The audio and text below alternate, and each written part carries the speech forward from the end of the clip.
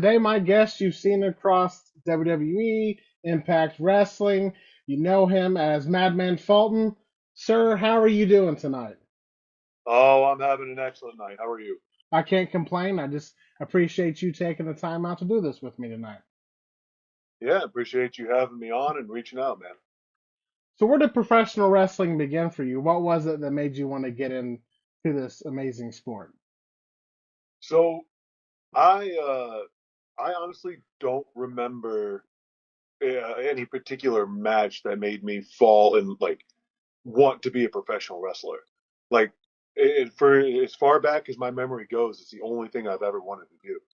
Like I remember we used to have to sneak out to my dad's barn in order to watch it on like a small TV out there Mhm. because it was the only like our TV inside didn't pick up any channels that had wrestling. So my brother and I would go out there and watch it in his barn every night. Um, but I started wrestling in elementary school when I was 9 years old because I thought it was the same thing. I had begged my parents to take me into the Biddy wrestling program. Um, But I think whenever anybody asks me that question, I always think back to the first match in my memory that like made me like emotional, Mhm. like really got me.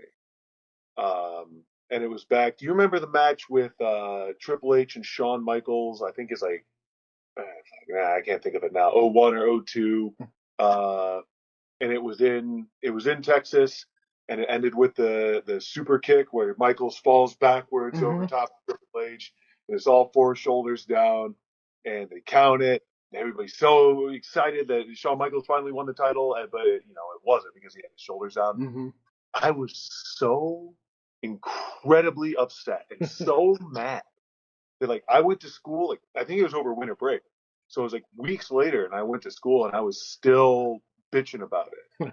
Um, and there was a kid in my class named Lane, and it was the first time somebody like he heard me talking about it with one of my friends, and it was the first time somebody ever brought up that wrestling was fake. He's like, that's all fake. It's all made up.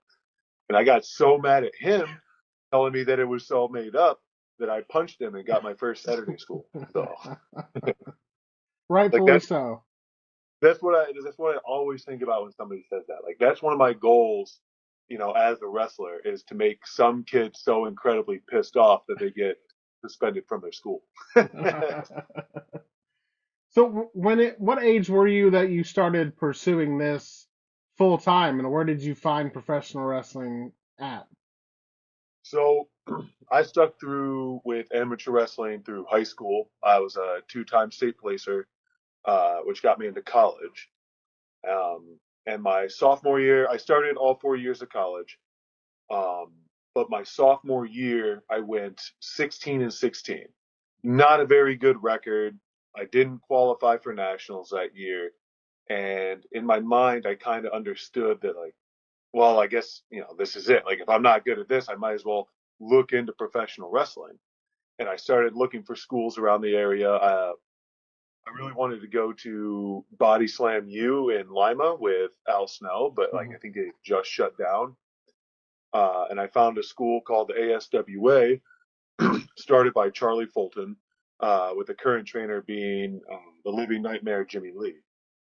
And that summer, I stayed over in my college dorm room, and then I would just work, go to training, and then come home and go to sleep. There was nothing else for me to do, and I was just straight into it, just everything I had that entire summer. Um, I had my first match in October of 2020. No, I'm sorry, 2010. What am I thinking? 2020. That was 4 years ago. Of 2010. And then I had to stop wrestling to go back into college wrestling. And then all of a sudden that year, I think through all the extra practice and all the extra working out I was doing, I just had an amazing season. I went 37-4 and took fourth in the nation. So it was, it kind of catapulted me to my next level in amateur wrestling as well. Now, when you got into professional wrestling, was it everything you thought it would be? Was it harder than what you thought? Everything I wanted it to be and more. Like I was obsessed with going in there. I was obsessed with learning every little bit I could. Like they couldn't keep me out of that room. Our gym is a very small room attached actually to the side of an old strip club in Ashland or Mansfield, Ohio. And the room's probably only 20 by 20, and the ring we had in there was 18 by 18.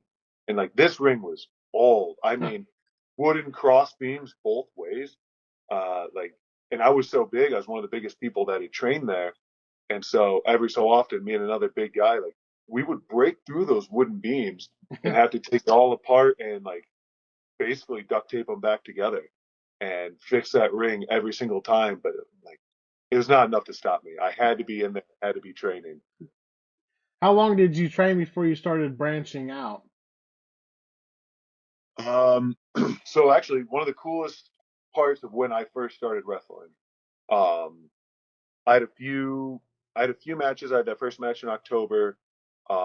My third match, I was at the state fair in Columbus, Ohio, and the main event of that match was it was Jimmy Jacobs versus Chance Prophet versus Adam Pearce.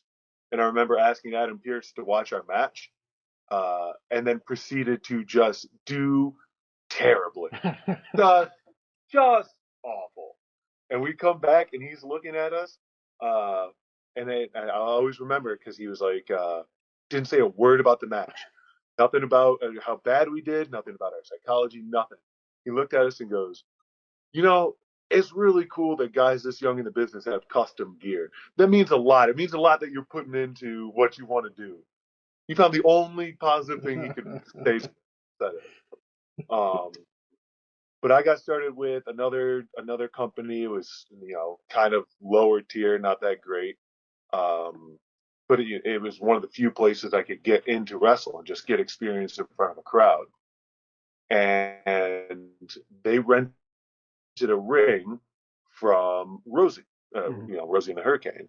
Um, and so I ended up just becoming kind of, I don't want to say pals with him, but just picking his brain, annoying him, asking him any questions I could. And he liked me enough. He got me a booking in Toledo, Ohio, which is where I'm actually from. And it was on Easter. It's literally Easter Sunday. And I walk in and I don't know anybody in this locker room at all. And a group of guys invite me over to sit with them. Ended up becoming some of my best friends. It's CK3 Crimson, a guy named Benjamin Boone, Brian Castle, and another guy that just introduced himself as Terry. And I sat there and just talked with them, got to know them, really got in close to them. And it wasn't, talked a lot of trash, obviously. I'm a young college kid, especially about, the difference between Ohio State and Michigan. And, we always like to talk trash about Michigan, go blue, go blow. Uh, and it wasn't until after I got done talking all this trash that, the matches were getting ready to start. Terry takes off his sweater, pulls up his singlet straps, and it says Rhino right across his singlet. And I didn't even realize he had a hat on, his hood up. Zero idea in my mind that's who it was. I'm just sitting there, I'm like, oh no, I just ruined my chances with like one of the coolest superstars that I've ever looked up to. Um, but I didn't. He actually really liked and respected that I could talk trash. And he was one of the first guys that really helped me branch out. He got me into Michigan a lot more. I just started jumping in the car with him and Boone and Castle and making towns. How did you get on WWE's radar? Um, I my next year, my senior year of college, I was in a national tournament. Again, I qualified back in. And depending upon who you asked, I was ranked either like, number one, two, or three in the nation. And so I wanted to win it. I had Mhm. everything in my mind that I had to win this tournament. And then I lost in the quarterfinals to a kid that I was beating and should not have beat me, but got a little bit too cocky and I got caught in the wrong way and I lost by a point. I was pissed. I was pissed. So I decided that if I couldn't win, I qualified into the next day. So the worst I could have done was 8th place, which is still All-American status. So I decided that if I couldn't win, I was going to get thrown out of this tournament. I started trying to do illegal slams. I was going after kids' ankles, trying to break them, literally making guys tap out or pin themselves to get away from what I was doing to them. Because I didn't care about winning at that point. I just wanted to hurt as many people as I could, because screw that, I'm a salty loser. Well, just so happens that Jerry Briscoe missed his flight and had to, just on a whim, attended the D2 National Wrestling Tournament. Saw a 280-pound, pale-ass, bleach blonde kid just throwing dudes around for the sake of throwing dudes around. And he, going into my final, I got made it back to 3rd and 4th against the kid that beat me. And as I'm walking to the mat, I see him sitting next to my mom. And I know my mom has no idea who Jerry Briscoe is, but I do know that she will talk to absolutely anyone. So as soon as she did figure out that he was there as a WWE talent scout, she started just trying her best to put me over in the market. Oh, my son loves professional wrestling. It's the only thing he's ever wanted to do. Da da da. So, she warmed him up for me, and ended up winning that match and got his business card afterwards, met him at a bar, and we just kind of talked about my future in wrestling and moving into WWE. Now, were you offered a developmental contract? Did you have to do a tryout, or how did that process go? Yeah, I had a tryout in June of 2012. Actually, like, crazy amount of talent at this tryout, because there was guys who didn't know anything, and there was, like, very, very talented wrestlers. I'm talking, we had the likes of Sasha Banks was at this. Sarah Amato was one of the people at a tryout. Scott Dawson, um, Elias, I guess he's just Elias now. He wasn't Elias Sampson then. Elias was in there.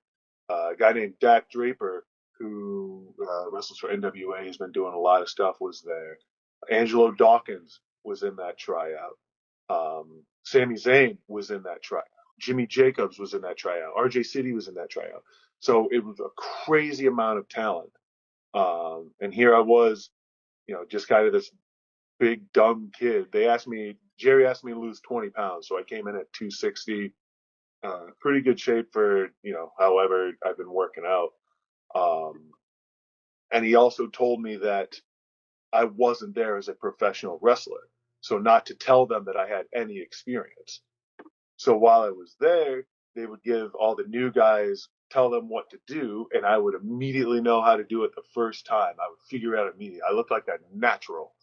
uh, but it was all just one big lie that Jerry helped me get through. So, what was your initial thoughts for this tryout? Did you feel like they were truly trying to test you to see if this is what you wanted to do?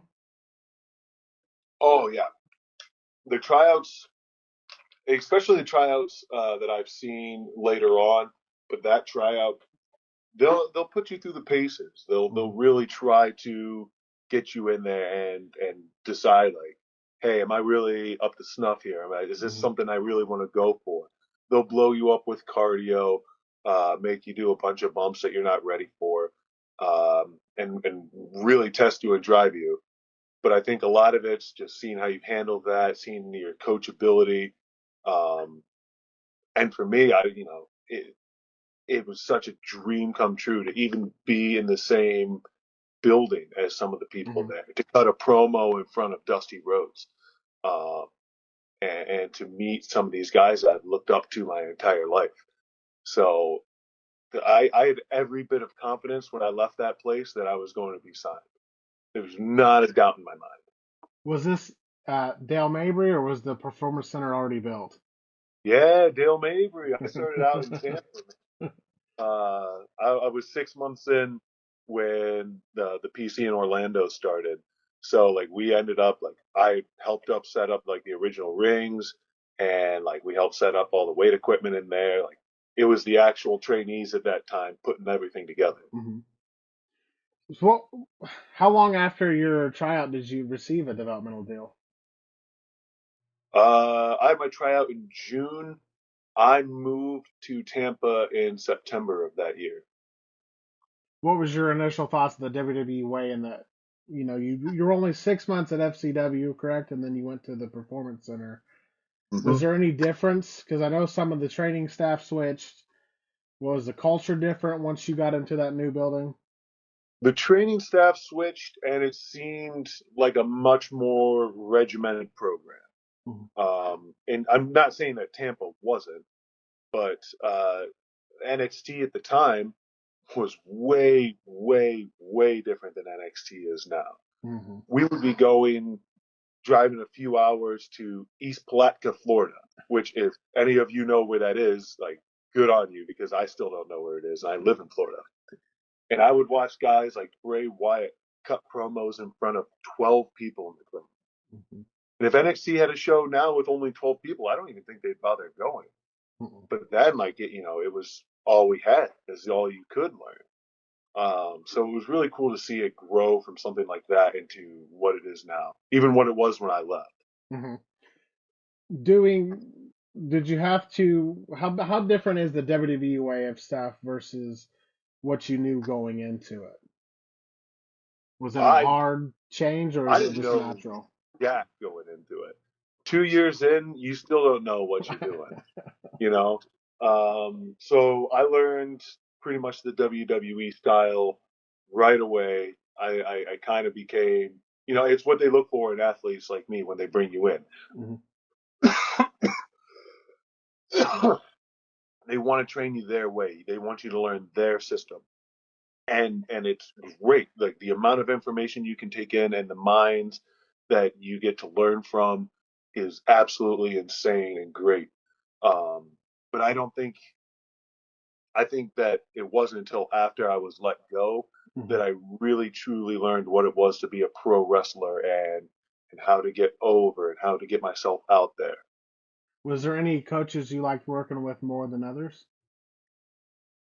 I cannot think of a coach that I didn't enjoy working with. Um, I loved working with Billy Gunn. The energy that he brings and everything that he's been through is such it's just a cool thing to listen to him and to be in there. Like, he's the kind of guy that, like, would literally just grab you in a headlock on a whim and run and just go as fast as he can just to see if you can keep up. And I really liked working with Joey Mercury. Literally, out of a 3 hour practice, we'd spend 2 hours doing all cardio, blowing up, doing just drill after drill, and then for an hour straight, he would talk psychology and move sets. And, like, you weren't going to take everything in, but if you could pick up even a little bit of what he was saying, it was huge. And I like his mind for the business is insane. I love just listening to him. So you were there, Bill DeMott was there where you were there, then Matt Bloom took over. Hmm? How was that transition for like, did you like working with Bill? Did you like working with Matt? Was there different, obviously there's different styles and ways of doing things.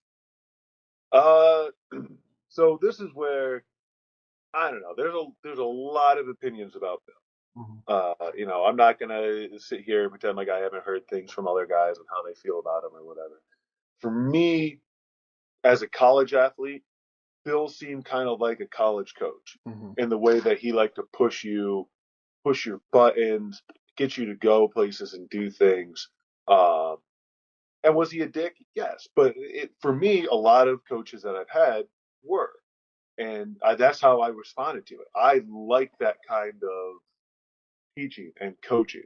So Bill and I got along very well. I liked his coaching style, and of course, like, at that time, you know, some coach has to be the downer. Hmm. Some dude, some coach has to be the guy that enforces the rules, that cuts the talent, that is that guy that you're gonna hate. And he took that role on so that other coaches could be the coaches that you looked up to and loved and respected. You know, you see guys like Norman Smiley and Ricky Steamboat and all those guys. in such a better light because they're not the ones cracking down on you and forcing you to do cardio and putting you through your paces. So I kind of got that, but I completely understand where a lot of guys weren't with how Bill was a coach and how he trained. A lot Uh, of people have said that if they came from a background like yours, it was something they were used to. It didn't bug them. They took it better than someone that maybe didn't come from an athletic background like that. right. So I came from amateur wrestling. I had 16 years of amateur wrestling under my belt at that time, and had to unlearn all of it. And one of my biggest things is that I always kept my head down. I would watch my opponent's hips and their legs because it was such a giveaway to their next movement, and I could kind of tell where they were going. With wrestling, with professional wrestling, you can't do that. It's standing up straight, it's keeping your head up, puffing your chest out. It's the exact opposite of everything you learn. Um, so one of the things that Bill was very fond of doing is that when I would put my head down for too long or not stand up straight, he had this kind of like meter stick. It was like kind of thin, like I don't know if you've seen it. It was just like a meter stick. Hmm. And you sit there, you whack you in the back of the neck with it. And yeah, it stung, but it's not like I don't know, it's not like it hurt any Hmm. more than anything else I was doing in the ring. And it made me learn. It got me to figure it out. I personally enjoyed learning that way. Hmm. And I know there's a few guys that also responded the same way as I did to that. As your time went on and you were developing who you were and you were training the WWE way, did they have any ideas for you? Were you pitching ideas? Yeah, I pitched a lot of different ideas and a lot of different characters. If you've ever seen my NXT rookie card, I'm in a tuxedo singlet with short blonde hair, and I was attempting this like kind of like weird Hannibal Lecter-y, enjoying the violence character. And I was doing it for about a year, and just one day they said, "Okay, we're not doing that. Find something else." Uh, and it hurts. It hurts Hmm. because you think you're doing right and you invest into this gimmick and the gear and everything like that. It's just like, no, don't do that. Change. So you figure it out. I went into more of a wrestling type character, which helped me break out of my shell a little bit more. Uh, there's this whole faction with Chad Gable and Jason Jordan. Uh, that was it was like Chad, Jason, me, Angelo Dawkins, and Tucker Knight, and we were just this group of badass amateur wrestlers. That it didn't take off very well, but Gable and Jordan became a very successful tag team, and Angelo Dawkins and I became a tag team out of that. And then that kind of led to the match where I broke out. It really impressed Triple H in a match against Buddy Murphy and Wesley Blake. Those two dudes made me look like $1 million, and it showed. And then that's kind of what spurred the idea of like the original SaNiTY with Sammy Callahan as the lead and Marcus Louis and myself as, kind of, his guys behind him. Hmm. And that didn't turn out the way we wanted it to. But I kind of stuck around with that character a little bit. And then just one day, I think a couple guys were sick, and they just randomly put me together with Alexander Wolf against the Hype Bros. And we came to the back, and Norman Smiley looked at me. He's like, "This could work." He's like, "This looks good. You guys have great chemistry." Um, and that started the whole next deal with the version of SaNiTY that you ended up seeing, Hmm. and they teamed us up with Eric Young. Um, so like a lot of that was their ideas mixed with our ideas. We would pitch stuff to them, and I think they would kind of pick and choose what we were going for, and kind of like pushed us in a certain direction. Um, and then after my injury and I was kind of out of it a little bit, I was pitching ideas left and right, Hmm. good stuff, bad stuff, everything in between, pitching ideas that were just so stupid because I just wanted someone to respond to me and say, "Hey, like you're being an idiot, stop this." And in the end, it didn't really work out, but definitely didn't stop me or my Hmm. career. So how was it being in NXT during this time? Because this was like the boom period. This was like when NXT was hot, hot, hot. As I said, like it was cool going from you know 12 people, 50 Hmm. people at your maximum show to sold out shows, couple hundred people everywhere you went, even on the smaller shows, and then getting to like an NXT takeover at Full Sail and it being packed to the rafters. Hmm. Um, and I think kind of the feeling of that was especially NXT at the time, like wasn't anything. We had something to build. Everyone had to come together and work to build this product. Whether you were the top of the card or the bottom of the card, everybody had to work together. And I think that's kind of the same feeling when I first started with Impact was like, you know, they knew that they weren't where they wanted to be yet. And if we all wanted to make money, we had to come together and work harder Hmm. than we ever had before and come together as this crazy show. And it was the same sort of feeling. It's like, all right, like, yeah, we may not be number one, but you know what? We have the exact talent we need to be number one. And even though we don't have the same TV deals or anything, we're going to come out and we're going to put out everything we have and put on the best show that we possibly can. And I mean, look at where Impact was when I first started, then in Hmm. 2019 to where TNA is now. And it's like that work and that work ethic of wanting to be more and be better with everyone coming together as a locker room really shows. Before you said you got injured, was there any plans for you guys to go to the main roster or continue in NXT? And then when you came back, or after your injury, did you feel like they still wanted to invest in you, or was it something? Because a lot of people I've talked to that they just didn't feel like it was the same once they came back from an injury. Yeah. So I got hurt at Takeover Toronto, um, which was like on a Saturday. But we were in Canada, so I wasn't going to the hospital quite yet. We weren't sure the extent of my Hmm. injury.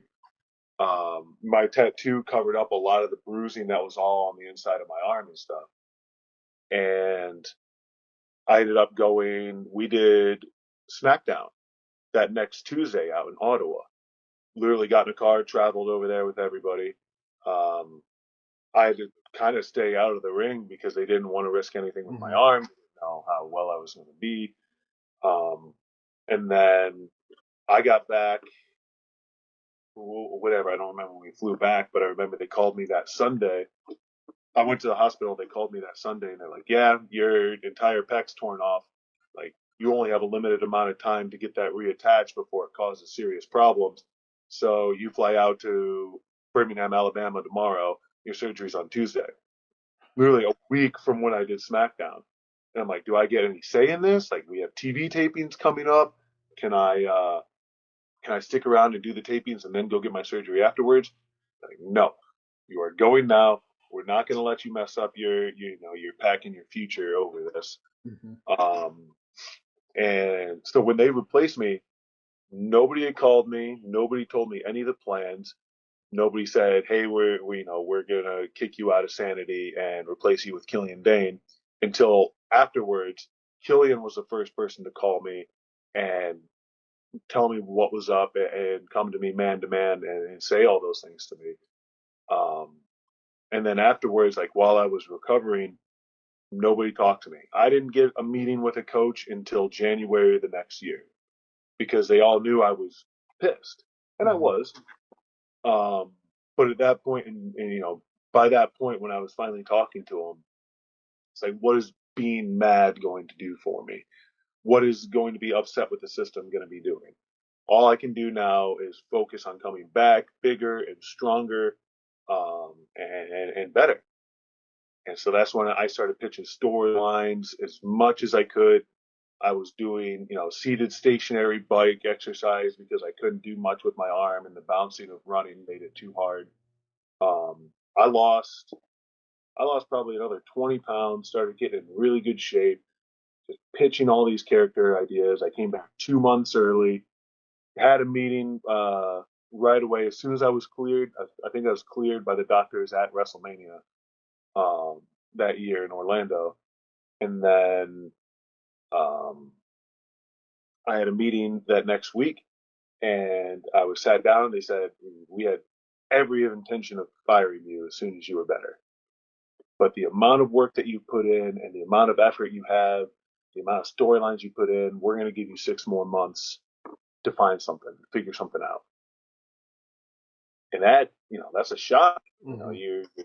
You're watching your dreams start to crumble in front of you. And I started everything I could, but about 2 months in, I realized that like I don't really think they were interested much in using me in any capacity. And I was more just kind of a body filling a role. So when October rolled around and I got the official news that I was being let go, it kind of wasn't that much of a shock to me. Mm-hmm. That's what I was going to ask, is if you saw it coming, and what was going to be your next move after that? Were you going to take some time off, or was Impact always an option for you?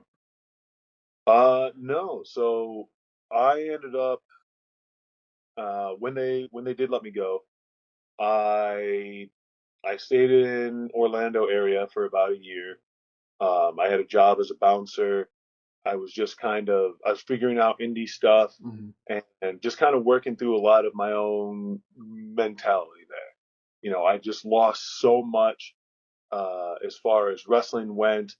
My girlfriend, who I had for a long time, I found out was cheating on me. So all these things just all compacting me at once. I kind of took that year of figuring out more of who I was and what my plans were going to be and what my next move was. Um, and I moved up to Ohio. I moved to Dayton to start training with Sammy Callahan um, at Rockstar, Mm-hmm. which was being run by Jake Christ at the time, Dave and Jake, but we don't talk about Dave. Uh, but I ended up, Sammy and I were already friends.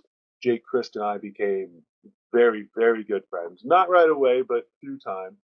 Um, and I think it was training up there and training with them and figuring out how the independent scene worked that got me my opportunities with Impact. How big of a difference was that going from WWE to Impact for you? Was there a lot of the same? Was it two different spectrums? Well, it's kind of what I was talking about earlier. Like, because NXT wasn't anything and they were working so hard Mm-hmm. to become something, the locker room feel was much the same way. And a lot of those guys, especially the top guys at Impact at the time, were were friends. They were guys that I had earned the respect of. Eddie Edwards and I had a lot of good matches together, and I think he liked just how physical I could be. And Moose and I had great chemistry in the ring together. So I had a lot of those guys pushing for me. Actually, it was a match with Moose and Dayton that really got me my first look when I think it was Scott. I think Scott kind of figured out like, hey, if he's hanging with Moose at this level, he Mm-hmm. can do whatever we need him to do. How did any particular moments stand out more than others during your time in Impact? You, Oh man, man, it was a lot of fun, but I don't know if anything really really stands out to me. I got to work with so many cool people. Um, I got to have a lot of cool matches, especially when they would put all of us in OVE together. mm-hmm. I think that was the coolest part for me was working with OVE and working in that faction group and operating how the way that I thought SaNiTY faction should have operated. Um, I will say actually one of my favorite moments that I had there. We had a 4-on-4 hardcore match.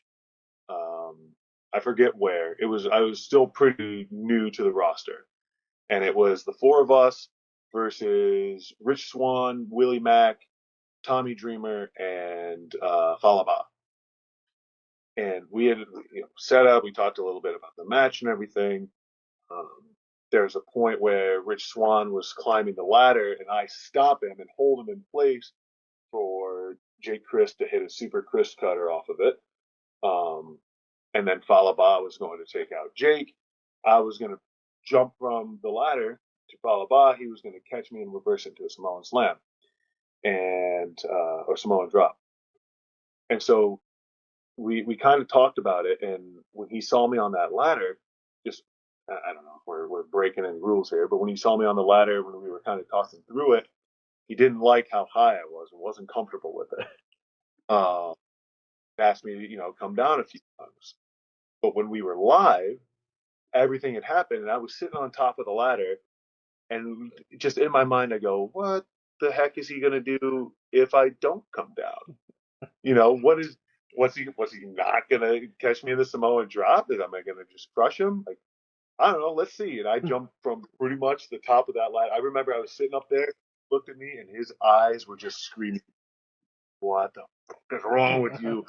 And I jumped, man, and it came out so clean. It was such a cool and gnarly moment. Like, still one of my favorite bumps that I think I've ever taken. Um, and literally, the funniest thing was just looking at his eyes and just seeing how pissed off he was that I wasn't doing what he wanted me to do.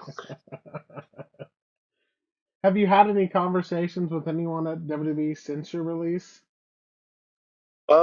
Yeah, when I left Impact, there was a little bit of talk between me and Matt Bloom, and I was trying to work through and push character a little bit, trying to see if there was a way back into NXT for me. And we were in talks for a little bit, but I think at the end of the day, I kind of got that creative doesn't have anything for you spiel. Um, so there's a little rough, but I haven't talked to anybody seriously from there in a little while. Uh, and I know they're bringing in a lot of new athletes and a lot of stuff. They're doing the WWE ID program and all of that. I think I could definitely hang with anybody on the main roster, and definitely more than anybody in NXT right now. But if we'll burn that bridge when we get there, I suppose. Hmm. So what are you up to these days? Man, my indie career is busy right now, man. I've been booked out pretty much every weekend. I still travel all over the place. Um, I was just in Montreal last weekend. One of my favorite shows, Main Event Wrestling. Um, I've been doing a lot of acting, getting into more parts. There's a movie right now that just came out called Weekend Getaway. It's a horror film on Amazon Prime, where I am a cannibal butcher, which was a ton of fun to play. Um, I have a movie premiering November 23rd, called Squatch, where I'm literally a giant Sasquatch. They made me like a $10,000 costume, custom fit, like did the whole face mold and everything. December, I fly out to Las Vegas to film a movie called The Caretaker, which I did make sure to get this cleared, but I may or may not be getting in a fight with Rampage Jackson in that movie. So Okay. really stoked about that. Um, and yeah, man, I've been trying to balance that, acting and wrestling. I currently live down here in West Palm Beach with my beautiful wife who takes care of me. She's a physical therapist, so she fixes me back up after all the pain I do to myself. And then during the week, I've kind of been starting up a real estate career, something to have when wrestling starts fading out and my body starts breaking down. Because as good as care she takes of me, age comes for us all, and I want to be prepared for that moment, one way or another. So how is it doing all of this stuff at once? You have time to I sleep ever? Oh, geez, sleep is sweet, brother. Come on. Um, it's a lot, but I enjoy a lot. I have to be kept busy. If I'm sitting at home twiddling my thumbs, I'm not doing any good for anybody. Hmm. Um, I love wrestling. I love the fact that I still get to do it is my main career, my main source of income. I love acting. and especially getting to do these big physical parts that I've already spent so much time kind of preparing for. Um, Having an idea of all these different camera angles already, how to present myself in front of the camera, how to speak my lines and do all of that is really cool. And I don't know, I'm just breaking into this whole real estate business stuff, but I know my strengths. I know what I'm good at, and I can talk to people and I can make this work. And I have a good I have a good grasp on kind of mixing it all together. Excellent. Well, if you had any advice to give to anybody getting into professional wrestling, what would it be?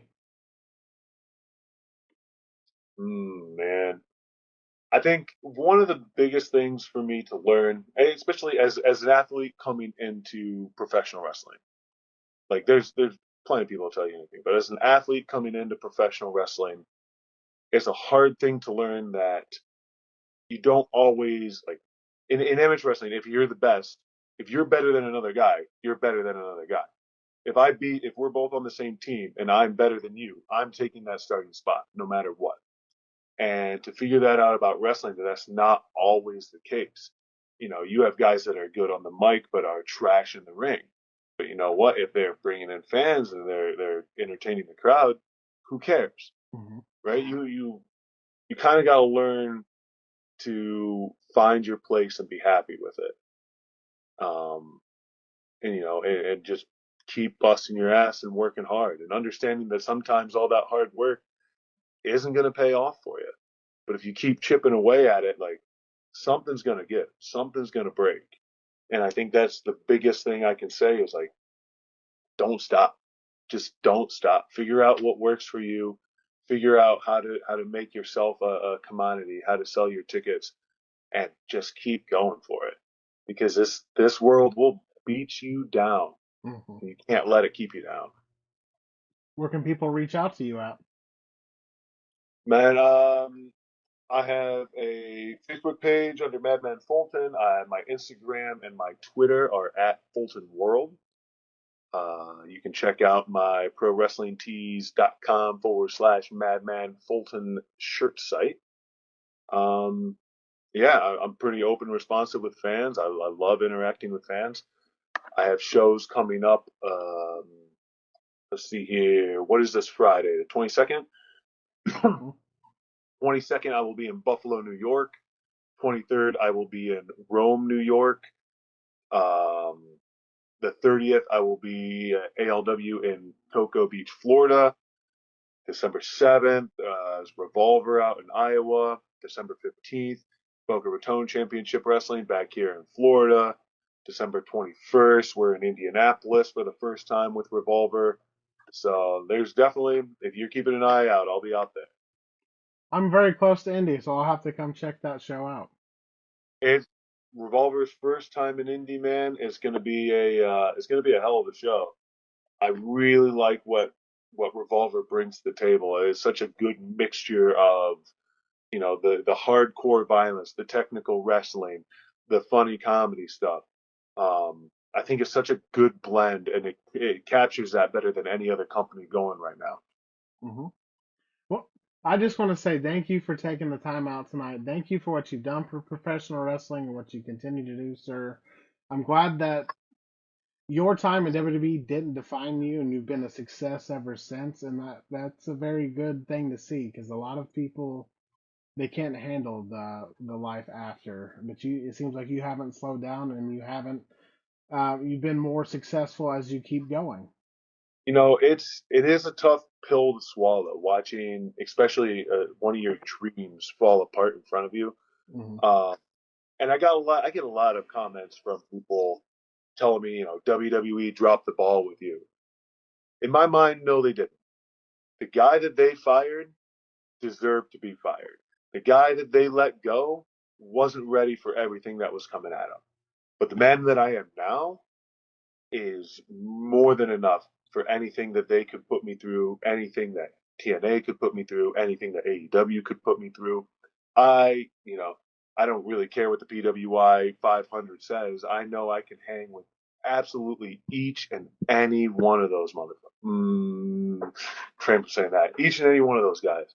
I know I can put on matches across this country, Canada, Mexico, anywhere I go. I know I'm going to be able to put on the best match of that card. I'm going to be able to be something that no one else sees. A huge physical presence, more athletic, more powerful, more crazy and intense than anybody's even ready for. And I don't think I would be that man if WWE hadn't let me go. I couldn't agree more, and I love the fact that you're still so passionate, and this is something you still contribute to, and you're still a big name when, and you get to travel and do all these things and make professional wrestling a better place. Brother, I'm going till the wheels fall off, man. I want to action Mike Jackson this stuff and be in my 70s taking bumps off the top rope. I don't. My wife's in the other room. I don't want her to hear this, but I want to die in that ring, man. I want to make that everything. I don't ever want to leave that squared circle. I don't blame you. And if there's ever anything that I could ever do, please feel free to reach out to me. Always, I appreciate that, man. I appreciate your time tonight, sir. Yeah, thank you so much for having me.